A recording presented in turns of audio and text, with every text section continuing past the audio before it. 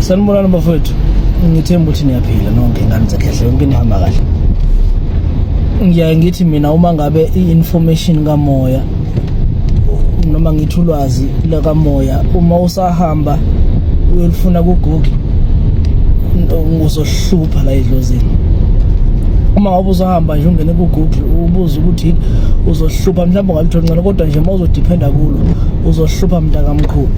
Ngiyaye ngithi mina kwesinye isikhathi angeke umuntu okucindezelayo ongakufisela okuhle kodwa kusasa bese kuba uyena futhi okupha ulwazi lokukuphilisa. Abakwazi ukuhlazela inkulumo abazoyizwa. Angeke umuntu ongumcindezeli kuwe kusasa kupha ulwazi oluzokuphilisa ngoba vele inhloso yakhe wasekuqaleni kwakuukucindezela. So siyiqapheleni leyo nto ngane zamkhulu.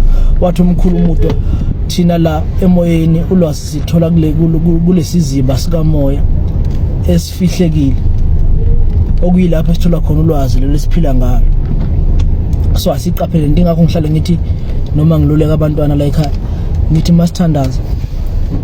masithandazeleni ubuhlakani bukamoya, asithandazeleni ukuthi sambuleleke ngomoya sizokwazi ukuphila because ukuphila kusemoyeni kanzekhehla. Uma ungenza njalo ungayithola into efana noma unephupho ongaliqondi musuhambe eGooglisha thandaza noma ubuza umuntu kamoya ukwazi ukuhlaziya amaphupho ezokwazi ukuhlaziyela into ephilayo ukwazi ukubona indlela phambili. Thandaza boko nomkhulu ngizwile nifikele kimi kodwa ngi-understandanga ukuthi ndini angulizwanga ulimlweni ngisacela ningikhanyisele ke nami ngikwazi ukuthola ukukhanya bezokube bekuchazile kahle abantu abadala ukubona indlela yaphambili ngane zamkhulu. So sicela ukuhloka umhlophe ngathi nganimbatha ngabantu beKhaphela kube kuhle kakhulu. Amen.